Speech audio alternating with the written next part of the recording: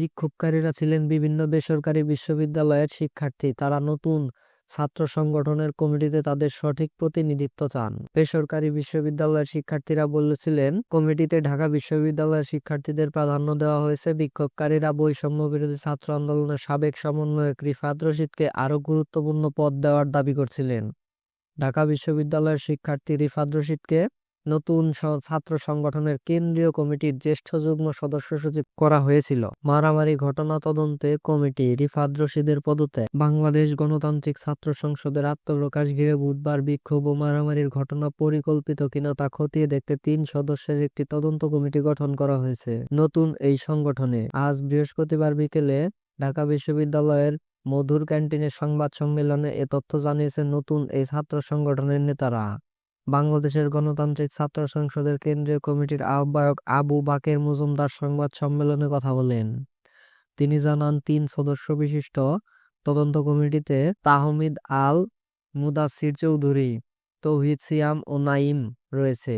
7 কর্মদিবসের মধ্যে এই তদন্ত কমিটি তাদের প্রতিবেদন জমা দেবে। গতকালের ঘটনায় জড়িতদের বিরুদ্ধে সাংগঠনিক ব্যবস্থা নেওয়া হবে। বাংলাদেশ গণতান্ত্রিক ছাত্র সংসদের কমিটিতে রিফাত রশিদ নেই বলে জানানো হয়েছে। সংবাদ সম্মেলনে বলা হয়, তিনি পদত্যাগপত্র জমা দিয়েছেন। সংবাদ সম্মেলনে 205 সদস্যের আহ্বায়ক কমিটি ঘোষণা করা হয়।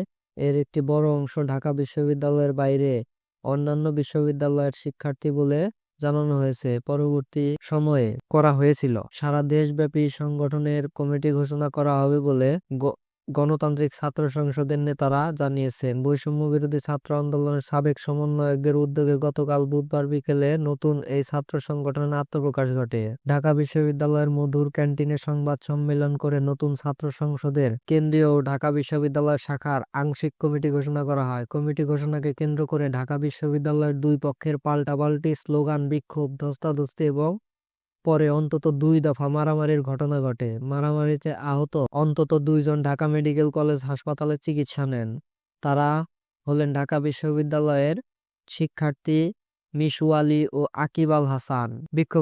বিক্ষোভকারীরা ছিলেন বিভিন্ন বেসরকারি বিশ্ববিদ্যালয়ের শিক্ষার্থী। তারা নতুন ছাত্র সংগঠনের কমিটিতে তাদের সঠিক প্রতিনিধিত্ব চান। বেসরকারি বিশ্ববিদ্যালয়ের শিক্ষার্থীরা বলেছিলেন, কমিটিতে ঢাকা বিশ্ববিদ্যালয়ের শিক্ষার্থীদের প্রাধান্য দেওয়া হয়েছে। বিক্ষোভকারীরা বৈষম্য বিরোধী ছাত্র আন্দোলনের সাবেক সমন্বয়ক রিফাত রশিদকে আরও গুরুত্বপূর্ণ পদ দেওয়ার দাবি করছিলেন।